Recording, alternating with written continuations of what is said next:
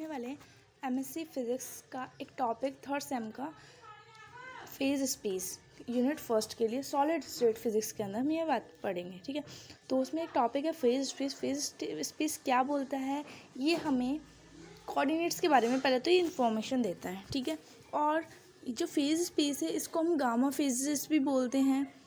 ठीक है, तो हमें ये देखना है कि स्पेस में क्या होता है, फेज स्पेस किस तरीके से वर्क करता है। तो देखो, the total number of coordinate required to fully specify the state of a system is called degree of freedom. मतलब हम ये बोलना चाहते हैं कि कोई स्टेट ऑफ सिस्टम है जो कि क्या स्पेसिफाई करता है, टोटल नंबर ऑफ कोऑर्डिनेट्स को। ठीक है, उन्हें ही हम क्या बोलेंगे, डिग्री ऑफ फ्रीडम बोलते हैं। ठीक है, which is form by position and coordinate. इस स्पेस के अंदर क्या होता है, हम पोजीशन कोऑर्डिनेट और मोमेंटम कोऑर्डिनेट बहुत फॉर्म लेते हैं, और इसी को हम क्या बोलेंगे, फेज स्पेस, और इसी को हम बोलते हैं gamma space. The gamma space is obtained by 3n coordinates axis and 3n momentum axis.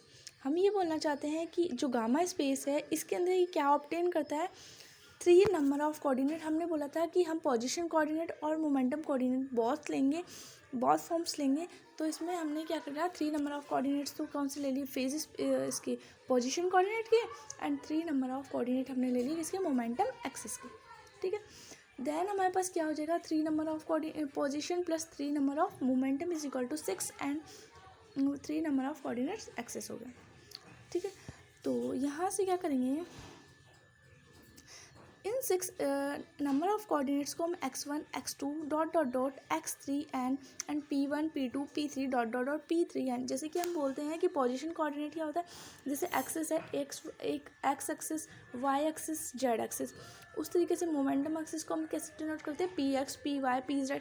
तो इन तरीके से हम इसको सीरीज फॉर्म में लिखेंगे। The gamma space, the intention state of the whole system is given by a single point which is called representative point of phase point। ठीक है, कोई गामा स्पेस में अगर कोई इंटेंसिटी मतलब एक छोटा सा क्षणिक स्टेट, उस सिस्टम में अगर हमें कोई एक सिंगल पॉइंट मिलता है, उस सिंगल पॉइंट को ही हम क्या बोलते हैं, फेज पॉइंट बोलते हैं। सेम टाइम इस 6 dimension space is use to represent the motion of single particles. क्या करते हैं, सेम टाइम जो 6 डायमेंशन स्पेस होती है उसका हम यूज़ किसके लिए करते हैं, वो जो सिंगल पार्टिकल है उसकी मोशन को रिप्रेजेंट करने के लिए हमें इसका यूज़ करते हैं। और वो उस टाइम पे जो फेज स्पेस होती है उस फेज को हम बोलते हैं म्यू स्पेस। ठीक है, तो हमारे पास कितने पॉइंट्स हो गए, 3 पॉइंट्स हो गए। कि एक तो हमारे पास ये था कि हम इसके अंदर 3 नंबर ऑफ कोऑर्डिनेट पोजीशन के और 3 number of position momentum axis लेते हैं, और टोटल हमारे पास 6 कोऑर्डिनेट्स हो जाए थे।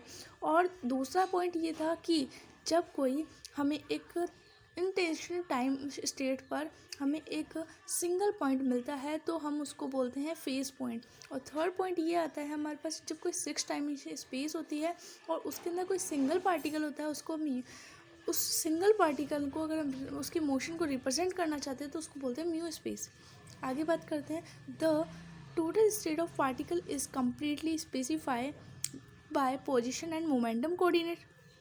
जितनी भी स्टेट हो पार्टिकल होते हैं वो कम्प्लीटली स्पेसिफाई करते हैं किसको, पोजीशन एंड मोमेंटम कोऑर्डिनेट को। सो हम इमेजिन कर सकते हैं कि ये जो फेज स्पेस होता है वो 6 डायमेंशनल होता है। आगे बात करते हैं, इन विच dx, dy, dz and dpx, dpy, dpz are volume element in position of a point particle will be given by set of 6 dimension space। हम क्या बोलना चाहते हैं कि जो 6 डायमेंशन स्पेस है हमें जो दिया हुआ है, अगर हम उसको इंटेंशन टाइम, मतलब हमने ये बोला था कि छोटे टाइम के लिए, तो हमने क्या किया, जो एक्सेस थे जितने भी पोजीशन और मोमेंटम, हमने उनको थोड़ा थोड़ा वॉल्यूम एलिमेंट में चेंज कर दिया। कैसे, d x d y d z and d p s d p y d p z में। ठीक है, if the system of consist large number of particle then this space is called phase space और gamma space. हमने बोला जितने भी large number of particles है, उन लार्ज नंबर ऑफ पार्टिकल का जो सिस्टम है, जो कंसिस्ट करता है, वही क्या कहलाता है, हमारा फेज स्पेस या गामा स्पेस कहलाता है। अब इससे हमें क्या कॉन्क्लूजन मिला है वो देखते हैं। तो the gamma space may be consider as the superposition of a mu space. हमने थर्ड पॉइंट जो था हमने उसमें पढ़ा था कि जो म्यू स्पेस होता है वो देखो हमने क्या पढ़ा था कि अगर हमें कोई सिंगल पार्टिकल है उसके अगर मोशन को रिप्रेजेंट करना होता है तो हम लोग वहाँ पे उसको क्या बोलते हैं, म्यू स्पेस बोलते हैं। तो ये भी यही बताना चाहता है कि the gamma space may be consider as the superposition of a mu space. अब बात करते हैं second, the instantaneous state of a particle can be specified completely by a single point in the phase space which is termed as phase point। ठीक है, ये क्या बोला है, कोई इंटेंशियल स्टेट है उसके लिए जो हमने पार्टिकल लिया है वो पार्टिकल किसी single point in the phase के लिए क्या होता है, टर्म बाय फेज पॉइंट कहलाता है। हमने ये बताया था। The number of phase point per unit volume is called phase unity. तो इसमें फेज डेंसिटी का फॉर्मूला क्या हो गया, number of phase density divide by volume of phase space. Fourth point क्या बोलता है, the volume element in phase space is termed as a cell. ठीक है, तो हमारे यहाँ पे 4 निष्कर्ष निकले हैं जो कि हमने ऑलरेडी पढ़ चुके हैं।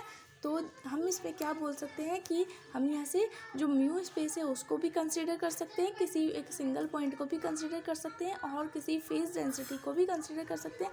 साथ ही साथ जो फेज स्पेस होती है इसमें क्या होता है, एक वॉल्यूम एलिमेंट भी होता है। ठीक है, तो थैंक यू, आज के लिए इतना ही।